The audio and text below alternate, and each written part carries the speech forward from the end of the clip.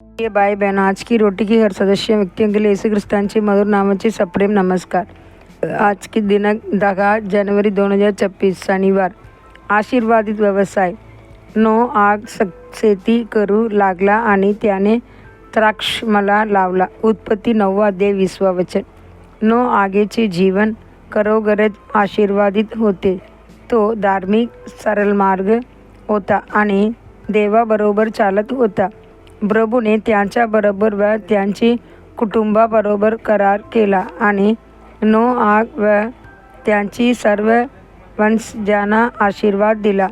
शास्त्र आपल्याला दाखवते की नोआने आपल्या आयुष्यात विश्वासू रीतीने 3 मोठी कामे केली. त्याने जहाज नौका बांधली.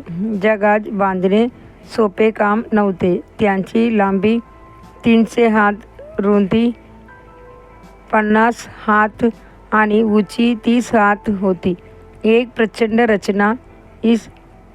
1850 पर्यंत जगात इतक्या मोठ्या आकाराचे जहाज कधीच बांधले गेले नव्हते.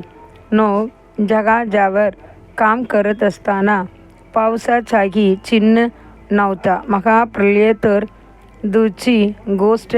त्या काळातील लोक त्यांच्यावर विश्वास ठेवले नसते ते त्यांची थट्टा करत असतील.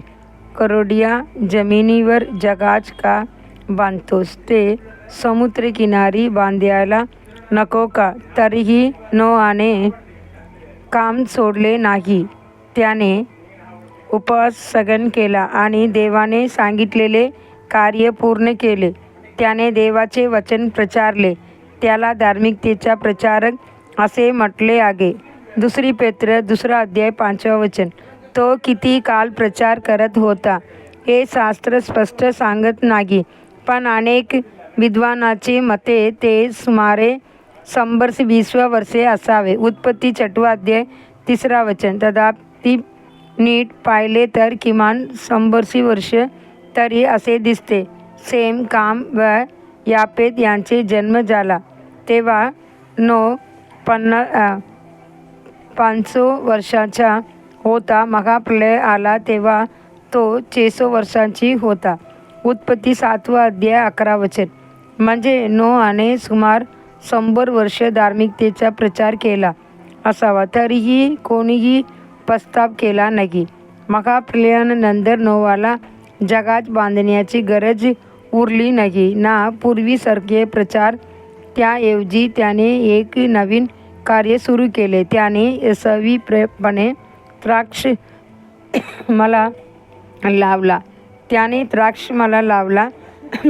इस्रायल लोकांसाठी द्राक्षमळा हा महान आशीर्वादाचे चिन्ह होता.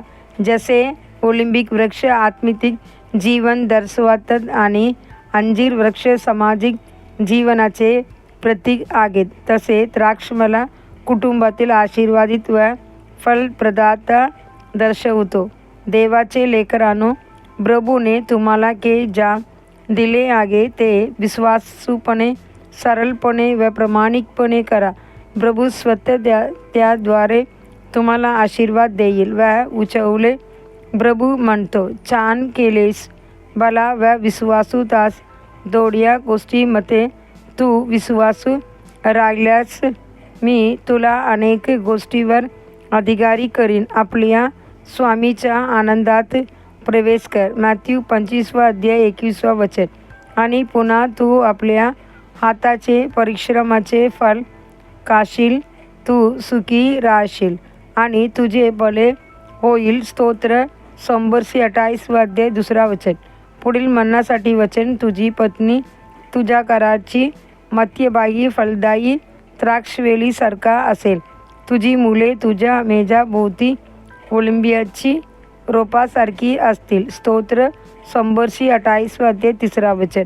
आजचे बायबल वाचन सकाळी उत्पत्ती 25 अध्याय 26 अध्याय, संध्याकाळी मॅथ्यू 8 अध्याय 1 से 17 वचन। धन्यवाद। 17 वचन।